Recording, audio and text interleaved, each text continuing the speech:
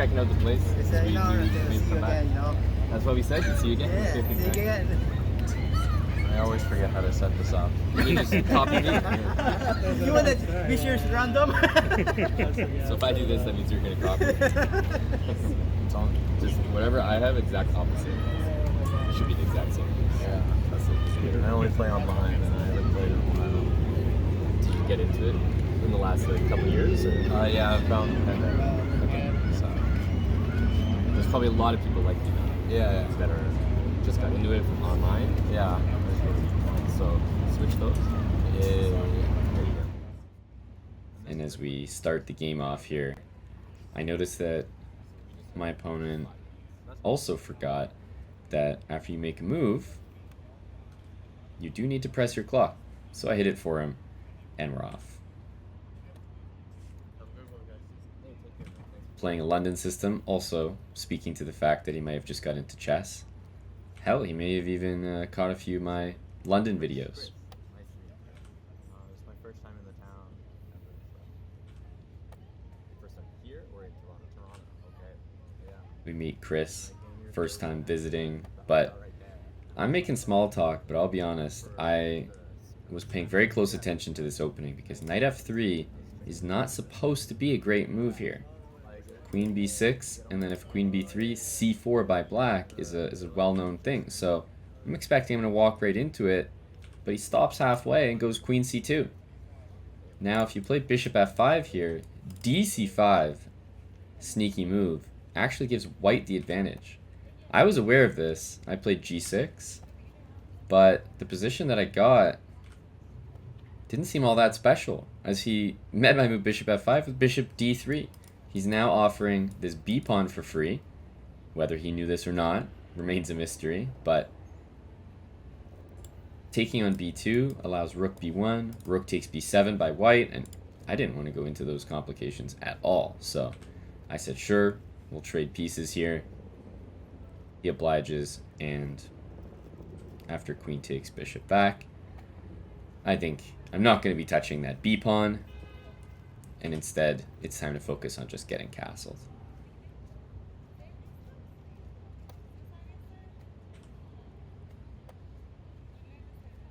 So starting to settle in here a little bit, get more comfortable with my position, but my opponent has played super solid the entire time, and it was really hard for me to pin down what his chess level was. You know, he either was completely new to over-the-board chess to the point where everything looks different, 3D, tactics, moving the pieces, remembering to hit the clock, even setting up the board. Those are all things that we kind of take for granted staring at that 2D online board for so long.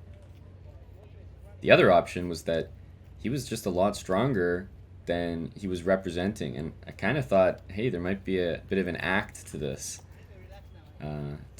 nice guy facade that he had. I should have known better, though, because the guy's from Nova Scotia like me, and everyone knows Maritimers are the nicest people you could come across. I still thought my opponent was playing pretty well, but I was confident that I might be able to get some play with the move b4, either supported with my a-pawn or not, in the near future. And after I defend my center with e6, I'm poised to continue with that exact plan.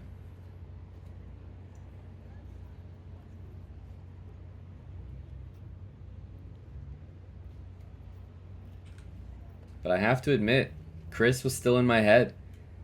He had showed up and looked like, you know, his mannerisms and the way he handled the pieces, like he didn't know what he was doing.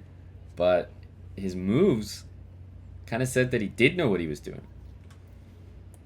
And I guess he was so much in my head that after queen b8, which I did intentionally to threaten e5, pretty strong move, my opponent played the first suspicious move of the game, rook d2, and instead of just doing my plan, which would have probably led to the win of material, I just jump in with knight e4, totally forgetting my intention.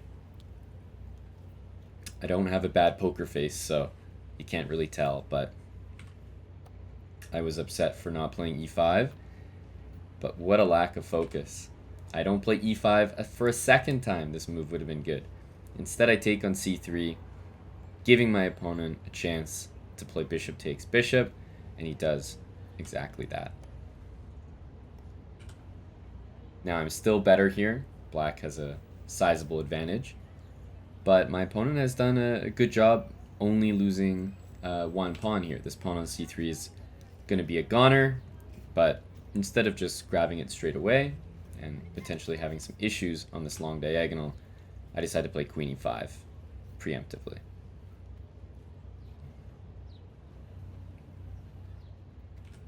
This is usually the part of the game where I start to get more and more confident, as you know, a small advantage for a grandmaster is often one where you really spot the difference in level, and a queen trade especially was very nice because without the queens on the board, I can trust my endgame technique.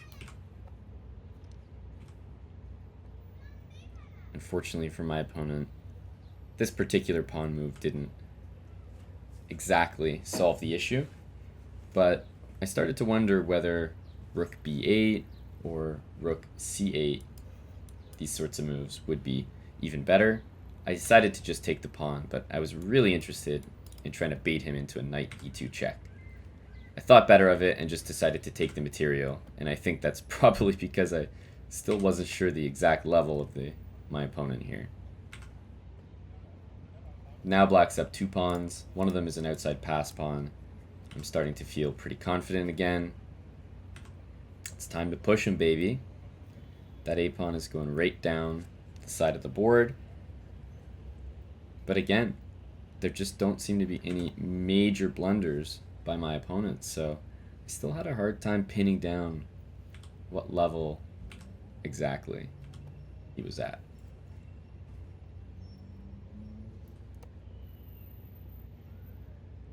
Talk about pushing, baby. That pawn gets all the way down there. Now the rook is tied to a1, and I should be able to activate the rest of my pieces now that the rook pretty much can't move at all.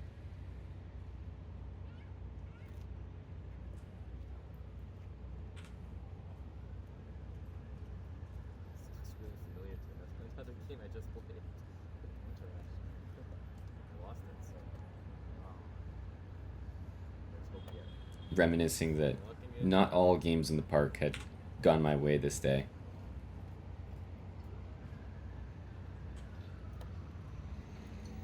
But I was feeling confident about this one.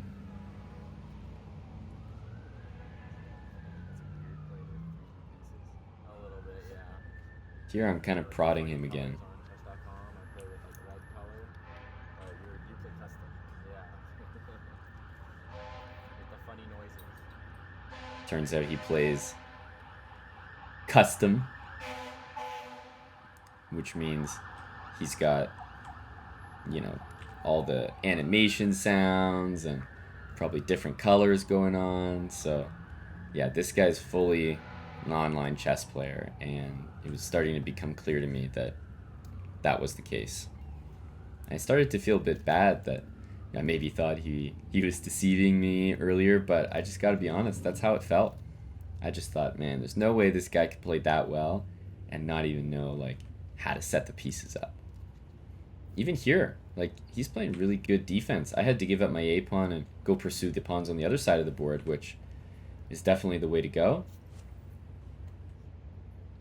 Here I spotted a trick that my opponent might fall for. King d3, knight e1, using the pin. But yet again, instead of going towards the pawn, my opponent correctly plays king b3. And I continued to be impressed. He just wasn't falling for any major tactics. I was definitely better. As we see the move knight b4, guarding the rook so that it can be taken once again.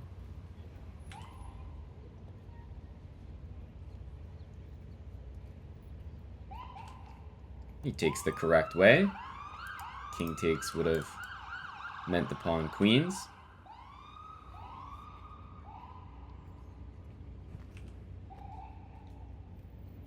And finally, I'm just going to go and bring my king into the action because that pawn on d2 is going to tie down my opponent's pieces.